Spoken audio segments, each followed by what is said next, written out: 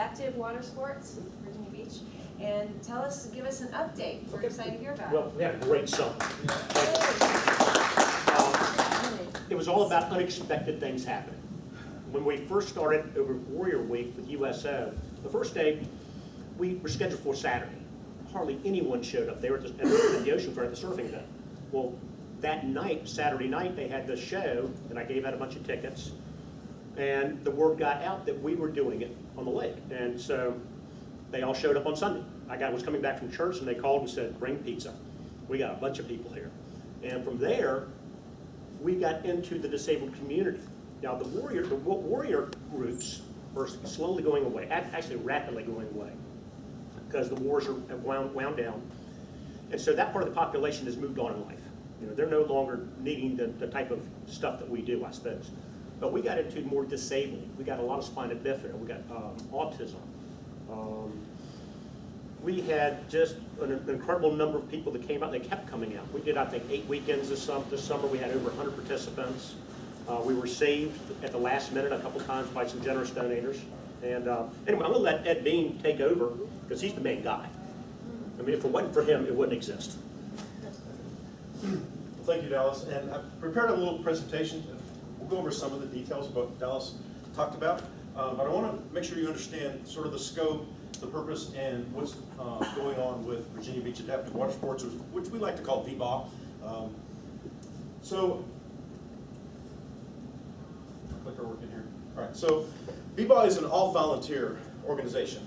We staff our board of directors and our adaptive water sports activities with individuals who are passionate about water sports and sharing their love of water sports. We have a cadre of members that are certified to be instructors, to be trained boat drivers, to be safety personnel. And this cadre has got a wealth of experience, many years involved in the water skiing community. But we also have a lot of new volunteers who are new to the water skiing, to the water sports. But regardless of the amount of experience that our volunteers have, we have a common bond, and that is that we have all found a great sense of purpose as we help remove barriers from people being able to participate in water sports. So our community impact in 2016, we did conduct 8 adaptive water skiing events. We also held several staff training sessions to make sure our people were properly trained to be able to use the adaptive techniques that are required to safely teach disabled people how to ski. We also supported a couple of corporate outings, excuse me, where people who were affiliated with our program were able to come and participate in some water sports with their special needs, excuse me, their special needs clients. I was worried about that frog thing coming up. Anyway, so as Dallas mentioned, we started out by supporting the USO and helping wounded warriors, but during the season of 2016, we expanded to reach across the spectrum of the disabled community. And currently and throughout the rest of the off-season, we'll be working to strengthen the relationships that we've built with the special needs community all across Hampton Roads. So as an all-volunteer nonprofit organization, we rely exclusively on individual and corporate donations to support our organizational needs. At the beginning of the year, our board of directors got together. We established what we believe was our target budget for the year, figured out this is what's going to cost us to effectively conduct all the events that we want to conduct throughout the summertime.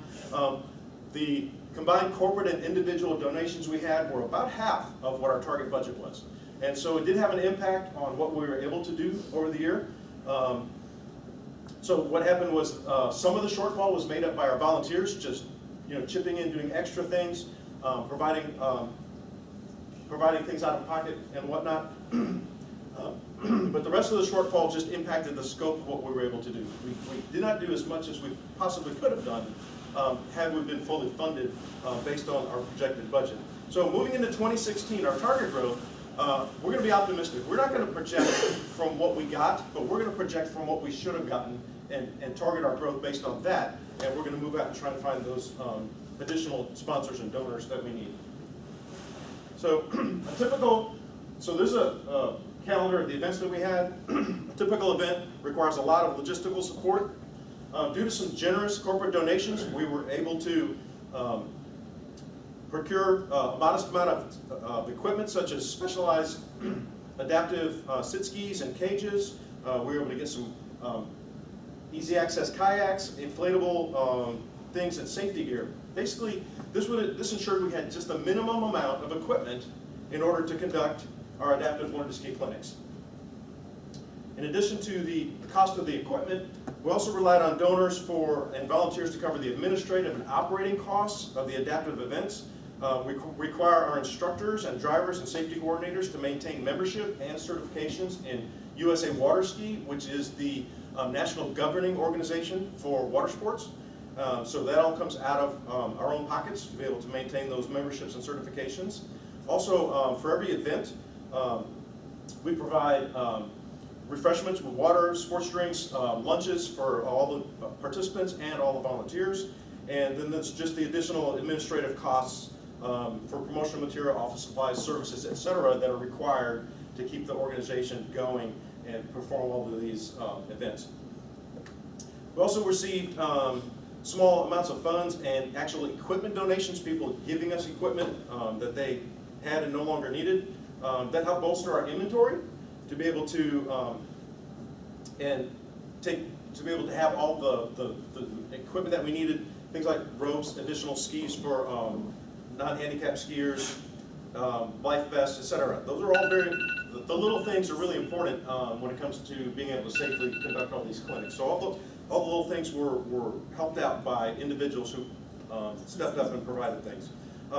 Also, our volunteers perform general upkeep and essential maintenance of the equipment and the facilities that we use on site. Biggest financial gap that we had was bridged by our volunteers, because they were able to provide the most costly things that were required in order for us to perform these things, which are the specialized towboats that we use, and of course the site itself. So these were all provided by volunteers, but this is something that, looking forward, our long-term goal is to attract sufficient corporate sponsorship to enable the organization to acquire these critical assets. And so basically this is a quick view of our organizational structure, from the smaller and more intense commitments of the board of directors through our certified volunteers who put in a lot of time and effort, and also make sure that they are meeting those qualification requirements, to our broad general membership who staff out all of the rest of the tasks that are necessary for us to perform these events and provide these services to the community. So all that helps us to reach toward our vision.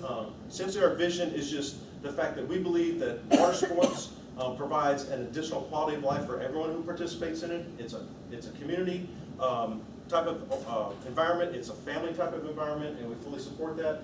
And we're going to adopt the motto that we're here to remove barriers to water sports. And that's my presentation. Do you have any questions?